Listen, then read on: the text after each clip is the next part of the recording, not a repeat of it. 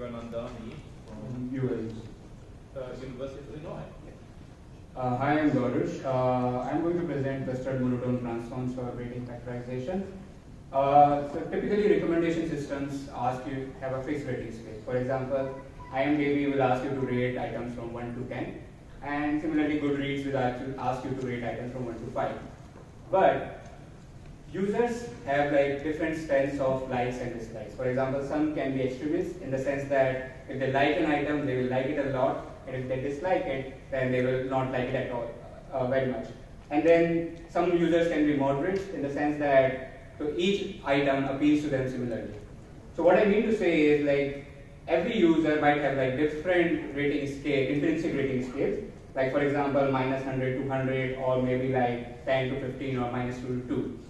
But when a user is asked to provide a rating to an item on a recommendation engine, so what they do is basically map and map their intrinsic rating scales to the recommendation engine scale, which is from 1 to 5. So there is a non-linear transform mapping that happens, which actually shatters the low rank structure. But in reality, what we do is we apply matrix factorization kind of approaches on the rating matrix that we get, which typically has values from 1 to 5. So we believe that is suboptimal, and it could have been like much better if you could do figure out the low rank structure in the non-linearly mapped ratings. Okay. So that's based on this idea, we propose like 3 algorithms.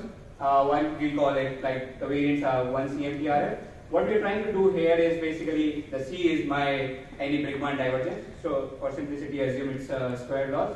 What I'm trying to do is I'm trying to figure out the monotonic transformation of the rating scales and also figure out the factors U and V.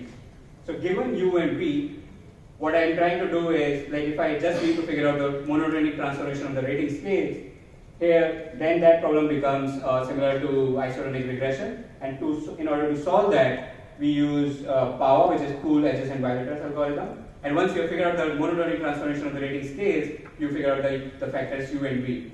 So the first variant is 1 CMTRF, where we assume that all the users have one monotonic transformation of the rating scales. And the other variant is N CMTRF. What we are basically doing, assuming here is every user now has a different monotonic transformation. And what we do is like figure out the monotonic transformation of the rating scales, then perform U and V step, and keep on alternating between the two till we converge to a solution. And the more realistic solution is K CMTRF. Here we assume that like there are K clusters of users, and each cluster has one monotonic transformation of the rating scale. So in order to solve this, what we do, like we first give one monotonic transformation in the factors U and V, we assign users to a particular monotonic transformation in the K-mean style, and once we figure out the clustering, then what we do is again follow the steps of finding out monotonic transformation in the factors U and V and keep on alternating between the 3 things. So we have theoretical results where the first one is we prove alternating minimization is possible because the problem becomes triconvex. We provide global solution guarantees for 1 CMTRF and N CMTRF for square loss. For K CMTRF, for square loss, we provide local solution guarantees. Unfortunately, due to formatting, I am not having the 4th point. We extend these results to Brigman divergences as well. For Brigman divergences other than square laws, we prove that we can get a local solution. These are some of the empirical results that we have. So we work with baselines including vanilla MF and neural network matrix factorization and also monotonic single index models. And we compared our approach on 7 data sets. Some of them were chronologically split and some of them uniformly split. And you can see that we get like better RMSE and MSE and MAE values on every data set except opinions, which is a sparser data set. And for the uniformly split data sets, like so far we see the best RMSE values that exist in the literature that we have seen.